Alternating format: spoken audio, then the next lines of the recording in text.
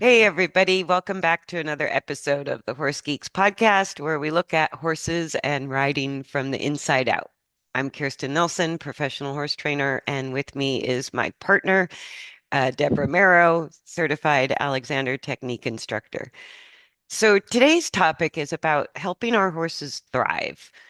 And this kind of came up because I'm getting ready to do a presentation and having to explain what I do all the time, training from the inside out, is always daunting. And how do I make it simple and all of that? But I think what really comes up the most is why. Like, why did you go with Why? Alexander technique? And why did I go Mm, with training for optimal balance? And I think the why to me is really important, which ties into our topic today, is because we start thriving. Like we start thriving, not just surviving, not just sort of getting by, not going through all the normal frustrations, but we actually, at any level, like I have people who can't ride their horse that are having a really good time building good this point. relationship. Yeah, and I just saw a post on Facebook about what about just going out and being with your horse? Yeah. Petting your horse and just spending time with them without a major agenda. I think And that would help both human and horse thrive. absolutely. Like like having what I would call a mutually beneficial relationship. Oh, I like that. And we look at our having our horses as it's a benefit to us, but sometimes end up treating them like a bicycle or four-wheeler. We pull them out and have a good time and aren't really thinking from their perspective, are we creating a mutually beneficial relationship? What are they getting out of it? Good point. I see that all the time is I always ask, is that riding that dressage test benefiting the horse? What does Yeah, that and horse think about doing something at letter A? And, or you know, even when I started to have horse balance, when I started my education on horse balance and started to see how they struggle. oh, Domestic horses struggle in domestic life and deal with our weight and our riding abilities. And to sort of have my eyes open to how horses struggle to balance with a rider or a cart or struggle to do what we ask them to do, I sort of thought, are we really benefiting them by riding at all? And I think the answer is yes, because when we understand how to help them develop better skeletal coordination during motion, mhm. right? Or we help them learn how to get out of fear and into or away from stress and into a relaxation response, stimulating the nervous system in a different way, that helps their overall health. So I go, we can actually help our horses in the domestic environment really thrive and even thrive to the point that nature can't quite provide. I agree. If you can get to that, like you're saying, optimal level, that optimal balance, and it's the same thing with people, is yeah, we can slush around and get stuff done. But are we really thriving doing that? Are we really in, or are we in that, like horses express it a lot more than people do, I think. Are we in fear mode? Are we, using anger to push through something? That's just not thriving. The central being is not thriving. It's Right. getting through, but what's going to happen in the long run? Maintaining that state to accomplish something. Right. And I think when we think about our horses thriving, we're very good at nutrition, farrier care, Mhm. veterinary care, even massage therapy, body work for our Mhm. horses, dental work, supplements. comfortable equipment, all of that stuff. I go, I think that is important, Mhm. but that tends to sort of categorize how we think about our horse thriving. And that's why I went into this specialization as a trainer, is because I go, we're not looking at how we ride or even how we're training. I think some of how we're training is coming to the surface. Like a lot of harsh methods are just not popular anymore. People just don't want to do them, which is Right. great. But sort of not looking at even how we balance as riders, as a weight and mass on the back of our horse, has a direct influence on our horse's mobility, right? Whether it's going to Yeah. create dysfunctional coordination or enhance coordination towards ideal has everything to do with our weight and mass and how we organize it on the back of a horse. It's the same thing for people on the ground. You can get in and out of a chair by pushing with your hands and really struggling, and maybe even doing some damage to your body, incrementally. Or are you willing to take the time it takes to learn a better skill set Well, I don't think we to do until thrive? our mobility is compromised. Yeah, we got to run into a wall. Yeah. Yeah. For Yeah. us, it's like, joint pain, muscle Yeah. pain, something like that, or even a good friend of mine who had to have a hip replacement and a knee replacement. Ick. It's like after the surgery, she realized, I don't want to be this way the rest of my life. And, Scary. I don't want to lose, I'm too young to lose my mobility. And so that was the impetus between not only getting the joint replacements, but working with a personal trainer to work on her habits of movement that Right. created some of the wear and tear on the hip and the knee in the first place.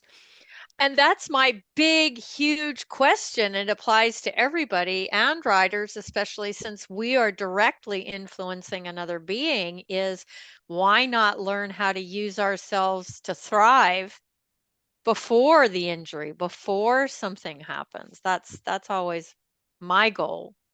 Right. And I want to just read an excerpt. So I've been working on this book that's almost finished. And I just wanted to read an excerpt from the book, kind of about training along the lines of what we're talking about with thriving.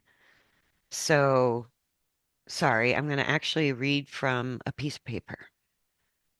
So, what we all have in common is more important as a basis of training than the differences. While working with our horse, we can learn how to manage both internal and external forces that directly influence emotions, thoughts, and movement. Boiling things down to these common dynamic elements keeps training simple while remaining adaptable to the complexity of individual people, horses, and situations. So, the study of wild horses has been useful for understanding the nature of horses regarding instincts and survival tactics and herd social structures. Our horse has this instinctive wild nature, but life is also drastically different for our domestic horse. Our horses cope with unique challenges that just don't exist for wild horses. Mhm.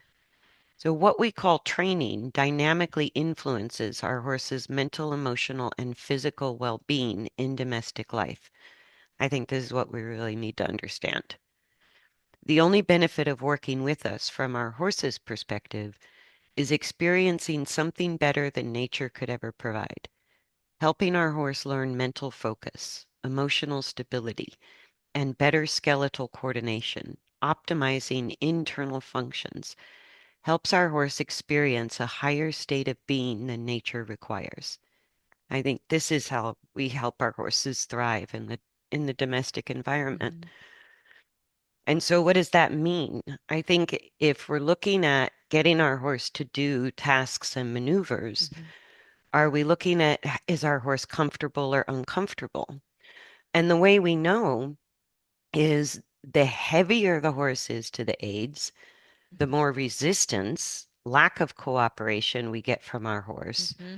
Or when we're dealing with what we call behavioral issues, I go, all of those are ways the horse is telling us your training ideas are not working for me.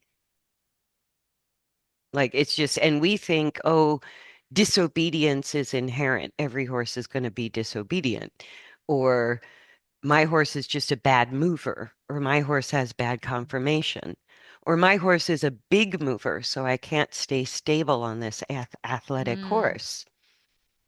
And I go, all of Or those, that thought, oh, they should be able to do this. or they should, yeah, Yeah. at this age, At they this should age, be oh, I able love to do that. it. Yeah. At Yeah. this And I go, age, they none of should be those, able to do this.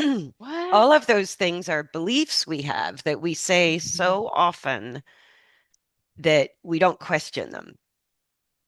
And I go, Right, everything I just said is not true. It's not an absolute. right. Well, and it's the same with people. It's just we tend to be able to verbalize or, well, we express it too with body language. I've had several people just it'll bring up asking a new question sometimes brings up an emotional response. Absolutely. Yeah. Absolutely. And emotional balance or emotional equilibrium is basically a state of calmness and centeredness that can only be achieved when our nervous system or our horse's nervous system is in cohesion, right? In unity, working a balance between the sympathetic fight and flight nervous system with the parasympathetic rest and digest nervous system, or dominant in the rest and digest nervous system. Hmm. So if you trigger or something external triggers uncertainty, fear, um, resistance, technically it's called a stress response. So a stress response is an activation of the survival portion of the nervous system, right? A And maybe some people, relaxation. yeah, maybe some people just don't know what a stress response is in a horse. I don't know. I think when we look, we can see it Mm.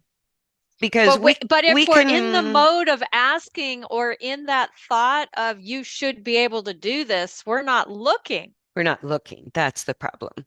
We're not Because looking. if we're busy doing our little task, doing our maneuver, creating a frame, making our horse look more elastic, all of those things, we're not really observing.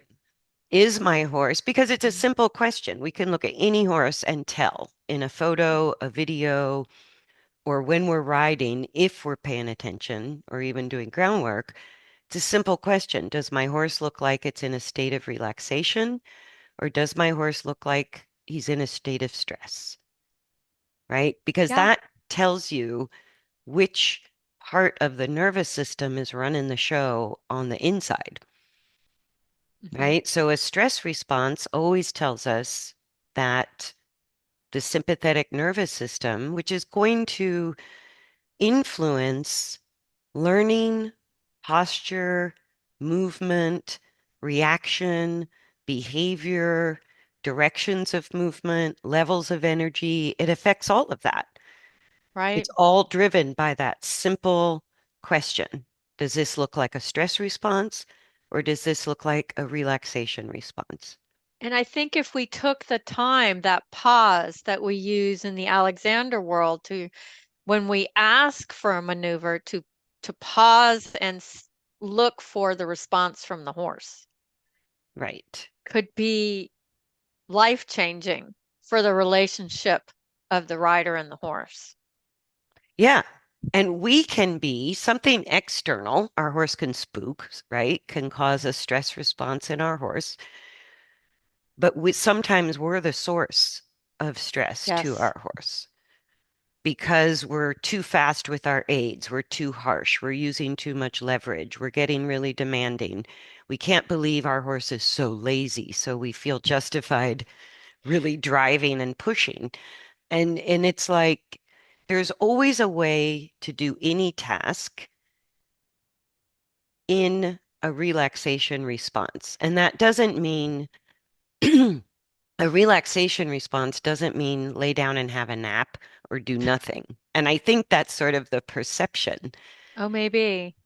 I is think for me, it's the availability, that the body and the mind is available. It's kind of like the horse that I've been working with for 2 years now. He was the Grand Prix level dressage horse that had torn suspensories, and still working with him. And he now will pee off on his own for with fun. with Yeah, no stress. He's like, "Oh yeah, I can do that. yeah, That's kind of and we're not even on him. We're just long exactly. lining." And he's going, "Oh yeah, I can pee off. That's no problem." Yeah. So it just came through and it was just beautiful. Or then I said, "Oh, well, if you can do that, how about if I ask this question?" And instead of getting a stress response, he was like, "I might be able to do that." Yes, because the other thing that happens, if we think of stress response equals dominance of the fight flight nervous system, Oh, good point. right? A relaxation response just means dominance of the parasympathetic nervous system, or if we're working hard and exerting ourselves, our body unconsciously knows to sweat, to, change respiration, that kind of thing. That's all under the sympathetic nervous system umbrella. But the difference is if we're dominant slightly or little or a lot in the parasympathetic rest and digest nervous system, that's what brings cohesion to the nervous system. So we can be relaxed, mentally clear, and in Hmm. conscious control of our movement in nervous system cohesion, even if we're galloping during a race, doing piaffe at a big show, jumping a huge course, going cross country, doing an endurance race. Like it doesn't matter the level of activity. It matters whether the nervous system is in a cohesive state or dominant in the rest and digest nervous system or dominant in the fight flight nervous system. And I look around the horse world and go, a lot of these horses competing are dominant in they're having a stress response.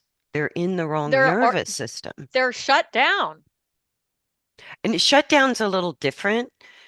What I mean by dominant in the fight flight nervous system is a stress response gives us power Mhm. instantaneously.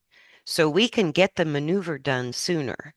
We can get over the Right, big jump easier because a stress response is also going to release all those stress hormones, adrenaline, right. cortisol, right? Norepinephrine, all of those stress hormones create a tremendous amount of power, but it's unconscious movement. So it's going to be driven by the instinct for survival, which means get her done by any means Right. possible, which is why we wind up with such dysfunctional skeletal coordination. And injuries. Well, that's exactly it. So, Yeah. poor skeletal coordination makes you more prone to injuries Hmm. or creates small repetitive wear and tear on the joints, on the tissues and like tendons and ligaments or muscles. And it just, the whole body is depleted during exercise rather than strengthened during exercise. Right. So Like the people the example go, I gave of this horse, he was just, so organized and relaxed and toned, and it just popped up. It's like, wow, that's cool that that's available without all of the constraints to make it happen. exactly. And it's Yeah. a spontaneous offering because he was in nervous system cohesion. Yes. You're asking for trot. And he goes, what about this? Because what that's demonstrating is only in the right use of the nervous system Right. we have conscious control over our movement. We can make choices, Right. right? When we're in the fight flight nervous system, we have a boatload of power, but not a lot of conscious control over using that power. Right. And that's where we get bucked off, the horse bolts, right? Yeah. They I keep rear. seeing those on Facebook. People are trail riding and the horse's ears are ding forward and I can hear them blowing. And I'm like, hey, warning, warning, Will Robinson. Right. And And then all of a sudden, choom, the horse bolts off in the other direction. And I was like, oh my gosh. so you see what I mean? I go, everybody, if we paid attention, the rider wasn't Mhm. paying attention and Not at suddenly the all. horse bolted, but you watching it, you could see the signs of the Mhm. stress response, right? The horse is focused on something, the energy is building, the respiration's increasing, the horse is probably Mhm. getting tight, the neck is probably getting tight, muscles are getting Oh, you tight. could hear it in the steps, that they were getting faster. And Yeah. yeah, I was like, oh my gosh, here it comes. Yeah, and every single rider who has ever been bucked off a horse knows that feeling of the energy swelling right before the buck comes, right? It's like there's a swell of energy, but it's a high level of energy or it's a super low level, like it suddenly goes way up, Good way down, point. way up. It's sort of not a steady energy.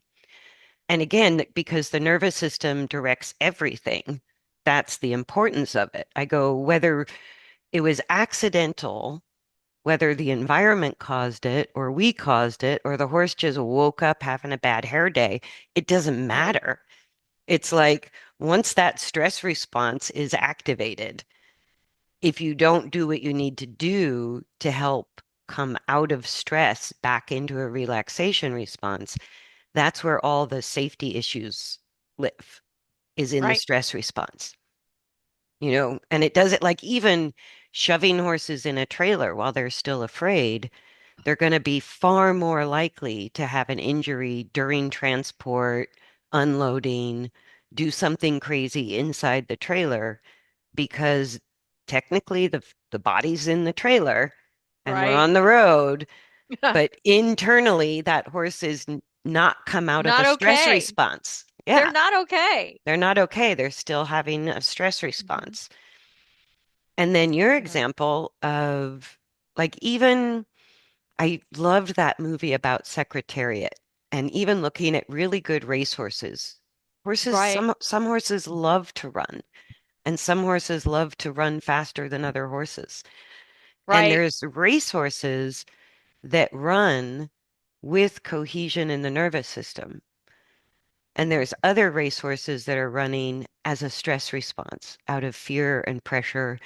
And so the difference is injuries, breakdown, stress to the body, dysfunction, all of that. Ulcers. Ulcers, colic, all of that. Right. I can't catch them in the pasture. Right. All of So, that. like, one of the most primary things we need to look at as horse owners to help our horse thrive in the domestic environment. Wild horses don't wear halters, don't follow a lead line. You can't saddle them, bridle them, ride them, or put them in a trailer. Right.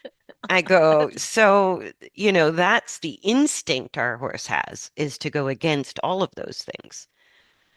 And for horses to cooperate with us and get benefit from working with us, helping them find a relaxation response during any task, no Mhm. matter what we're doing. I go, so some horses going into trot creates a stress response.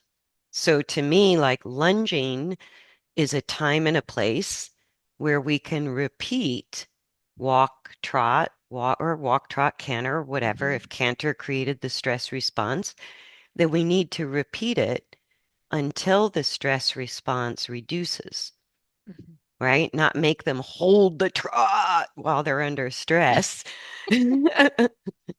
Or don't break the canter, even if And they're under stress. that goes back to looking at a thriving relationship It's kind of like relationships with people too. You're not going to be, you're always going to be checking in with the other human. And I don't know if we do that. Are we I think checking we in with our do. horse? I think we do it even unconsciously because Mm. everybody has certain people in our orbit, right? Like we Mhm. all have certain people in our orbit of friends or coworkers or family or whatever, where we need to see them, but the way we feel when we see them kind of creates a little bit of a stress response in us, Right, right? right.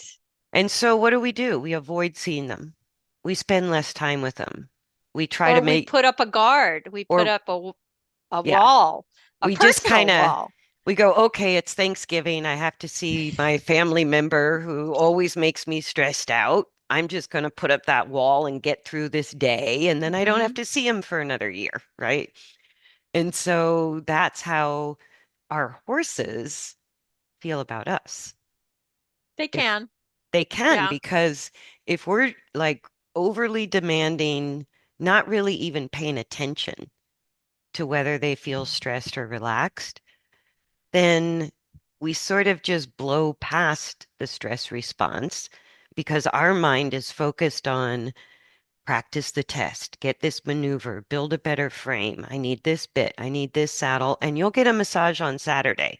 But right now, I need you to just knuckle down, right? And that's how we sort of think of it is work is like a four-letter word, Mm. and we give them supplements, treats, massages, therapies in order to sort of counterbalance the work, which, So, and I yeah, go, what I'm the work seeing, itself doesn't have to be bad. what I'm seeing in this horse, the horse I've been working with for 2 years, is that he's able to now, when we ask a question, to self-motivate and self-soothe Yes. Yes. instead of, like you said, that Thanksgiving thing of putting up the wall just to get through it. He's totally present with it. And he's going to give you an answer like, yeah, I'm going to try that, no problem, or no, that I can't do that right now. And and I go, fine, that's okay. But it was cool to see him self-soothe and self-motivate in a conscious effort. Yes. And Because yeah, every time in the past 2 years you were working with him, when he started to escalate into a stress response, you made the work easier. You backed yeah, off a little I bit and back said, off. let's Good come point. back to relaxation. And Go once back you, to what we know. Yep. let's go back to what we know. And then you know what? We'll try it again. And it's that Yeah. kind of backing off without Mhm. giving up, right? Oh, I like So, that. I like that. Yeah, yeah. So that's that, exactly it. if we bring the nervous system into the equation, which is part of how we do whatever we do, Right. we can all read, whether it's our horse or us, we can recognize stress responses and relaxation. Mhm. Like, that's not that hard to read. Body language, energy levels, attention, blah, blah, blah. Right. But I've even had vets tell me, oh, well, she's a thoroughbred. She's never going to be calm. And I go, no, that's called chronic stress. Right. Oh, yeah. Or my horse is always snarky. He bites. He's aggressive. I go, that's called chronic stress. Hmm. And it's still, the nervous system still provides the availability of a relaxation response. But when stress becomes chronic and habitual, then we just label it as a personality defect, or we Right. blame it on the breed of the horse, or we blame it on the age of the horse, right? And Right. it's like, nope, that nervous system doesn't change and the functions don't change. So the question is, how do I help this individual horse, who's this individual breed and age and has this history, find a way out of stress back into a relaxation response? Hmm. And then as we move forward and we're advancing, if I get a stress response, how could I back off a little, regain a little more calm energy within the Hmm. context of what we're doing, and then push it a little bit, right? Right. So it's not whether the challenges, it's like I think people think of a relaxation response as taking away challenges. And I go, no, Interesting. we only learn by taking on challenges, Hmm. but we don't have to let stress dominate because it's a challenge. Right. Yeah. Interesting. That like you said, the conscious state instead of just being a robot. Yeah.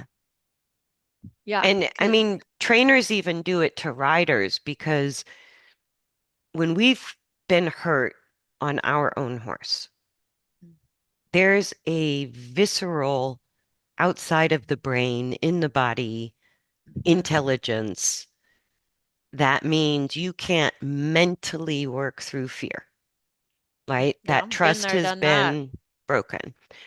But what people are told all the time is don't let them know you're afraid. Just do it. You got to do it to get through it. You got to Push through fake it till it. you make it, right? Yep. And so we tend to think it's all or nothing.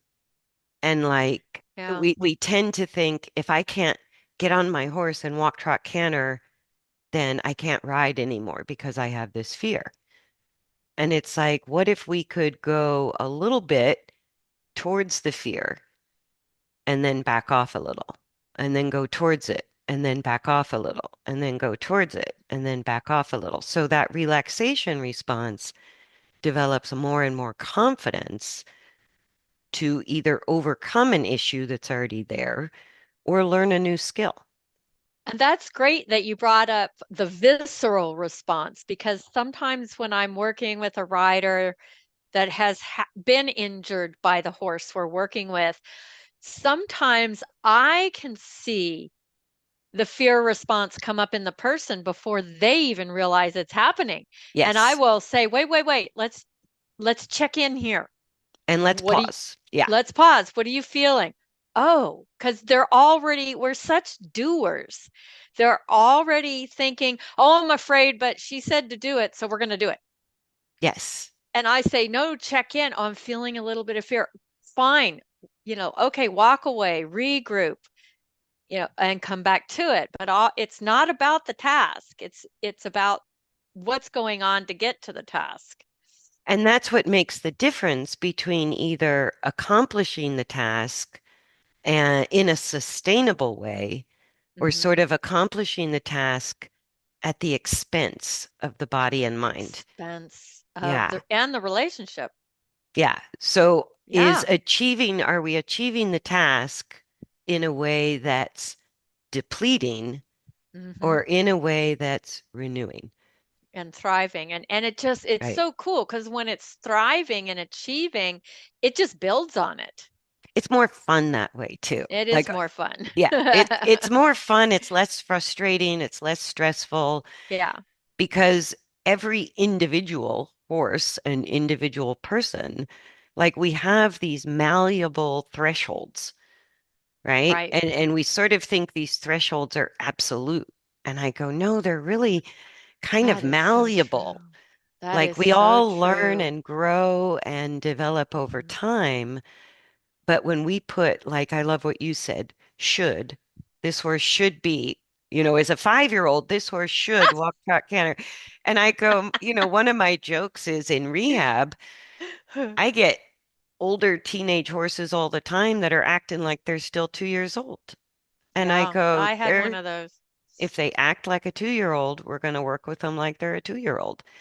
Right. And a mature horse means instead of chronic stress, they've developed chronic relaxation, Yeah. right?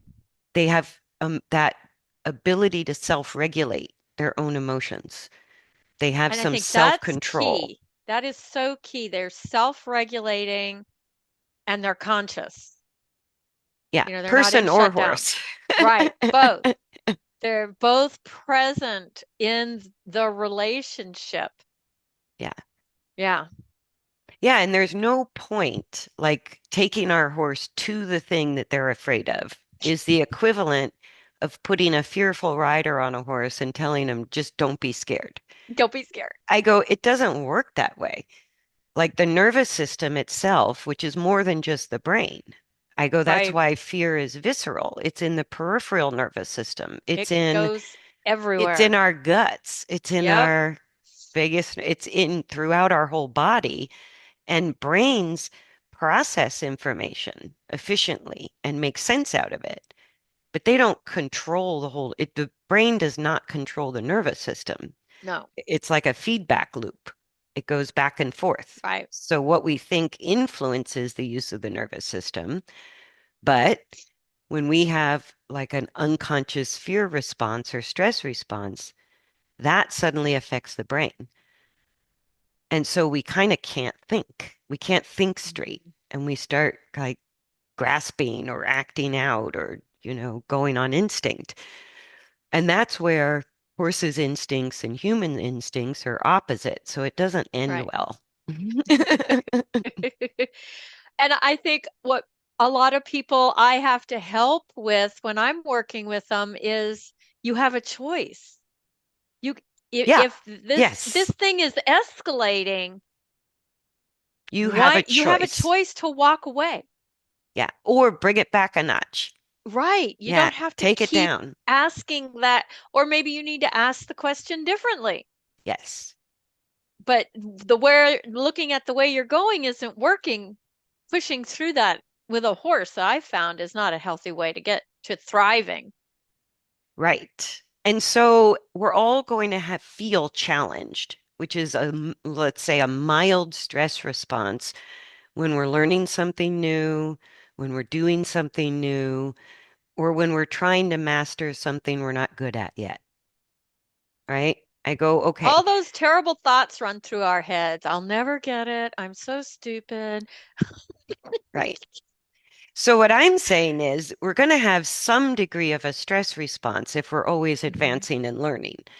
But my point about thriving with our horse in a mutually beneficial relationship is that we're aware that we're kind of moving that direction towards a stress threshold. That was Right. a tongue twister. So there's a threshold where stress dominates over Mhm. the Yeah. situation for the person or the horse. And Right. then there's a little bit of stress, but it's not dominating the person or the horse. It's like it's there, but it's manageable. I'm not too sure, but I'm not afraid.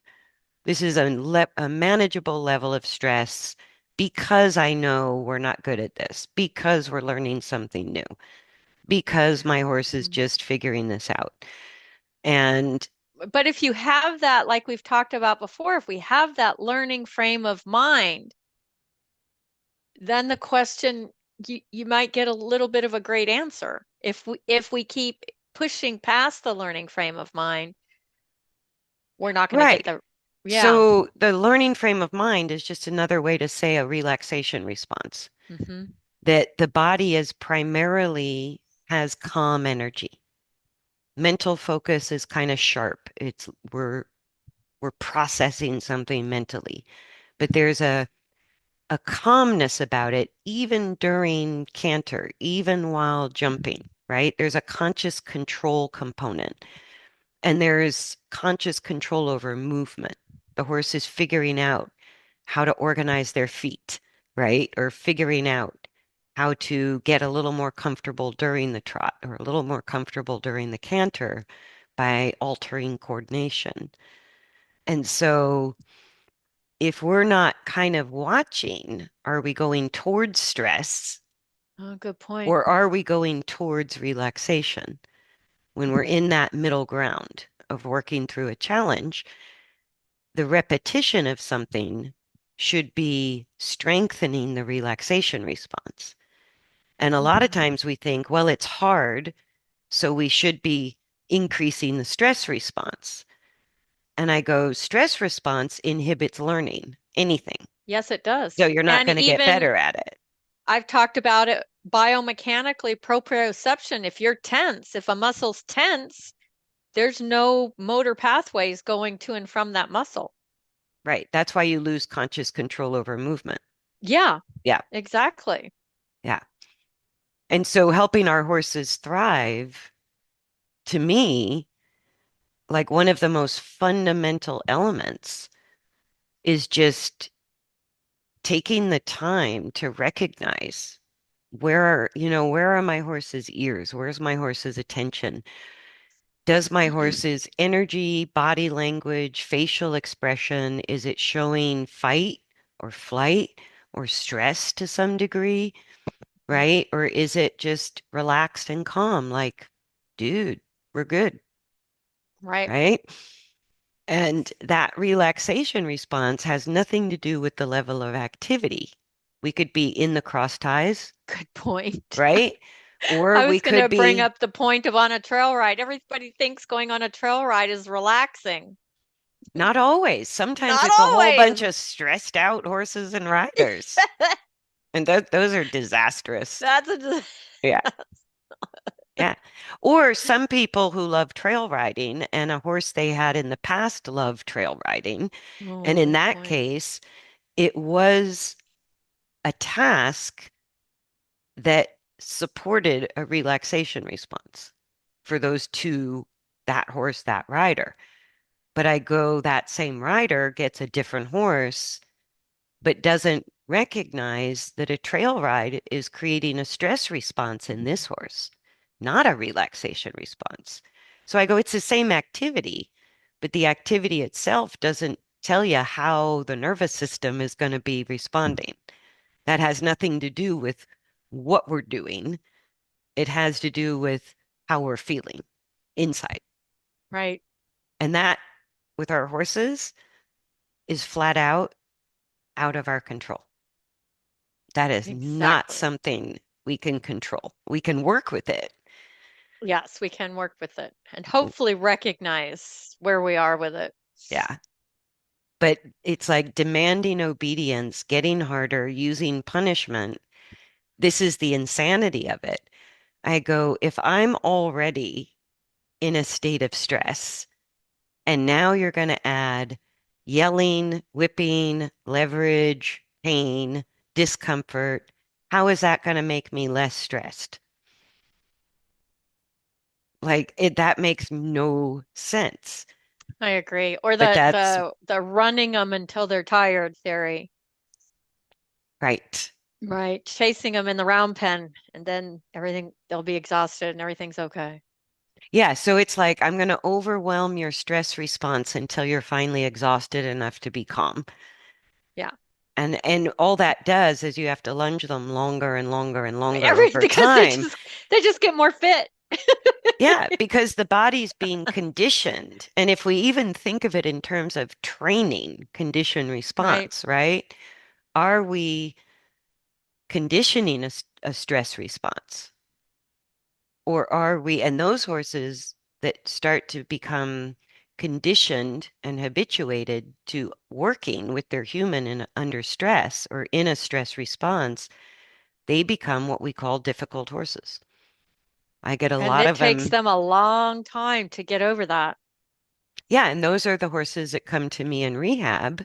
And it's Yep. a matter of just with every single activity, starting to what can I do to reduce stress and increase relaxation? And the horse has to tell me. I kind of throw spaghetti against the wall. I go, what if we do this? And then I'm reading the energy, the body language, the Right. facial expression, the behavior, and the horse is telling me, yes, that helps me relax, or no, that makes me more stressed out. And that's Right. how we can work with the individualness, right? But when we have sort of a prescribed program and a time frame, Oh, those things, yeah. it's not that it's not happening. It's still always happening. It's available to us. Yes. But we're just not recognizing. We're not Right. even like looking at whether or not our horse is having a stress response or a relaxation response is not part of our training vocabulary at all. And I had a great Alexander teacher, Daria, tell me when you're teaching, always show up with a goal, but always be directed by the student. Yes. So if I show up with an agenda with the horse and no matter what, I have to accomplish that agenda, that could be harmful. Yeah, because that thought in itself Mhm. already means my brain, my filter is not going to Right. pick up whether I'm or not going to not my, read what the horse is saying. And that's what she's saying. Have a goal, but be directed by your student because it you might need to go a completely opposite direction that day. and with horses, that happens all the time. Yeah. And if I think of myself as a teacher and the horse is the student, Yeah. then I'm watching the student give me that feedback. Do they understand? Do they not understand? Is this difficult, more difficult than I realized? I thought it might be simple for the horse to do, but the horse is Right. escalating stress. So the horse escalating stress tells me not so much. Hmm. Not so easy. Not as easy as you thought it should be for me. I'm Right telling now. you, Yeah. yeah, I'm telling you it's not. So we better wrap it up, but I think I'm glad we kind of went off on a tangent about the nervous system because it really is like it also involves balance and skeletal coordination. Hmm. But I think fundamentally, to have a mutually beneficial relationship with anybody, Right. it's like you have to feel good around that person. Right. And our horse has to feel pretty good around us, especially during work, not before Yes. work or after work, but during the work. And I think that changes our timing, our feel, our agenda. I think Exactly. with that thought in mind, it really changes how we approach all the things we already do. Yeah. So that's at least, and I go, the horses do thrive because they want to come out and work with me. Even the ones Right. that have been in rehab that were maybe super hard to catch for a while, or Right. they panicked every time I took them into the work area. And now they're like, hey, let's go do something. Yeah. Pick me first. Yeah. That's what mine do. I want to be first. Wait a minute. Yeah.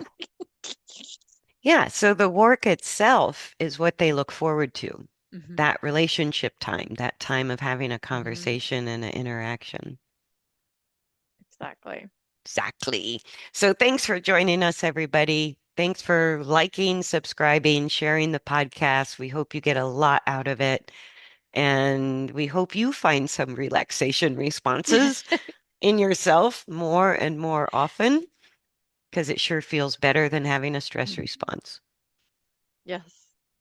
Okay, thanks, everybody. Bye. Bye.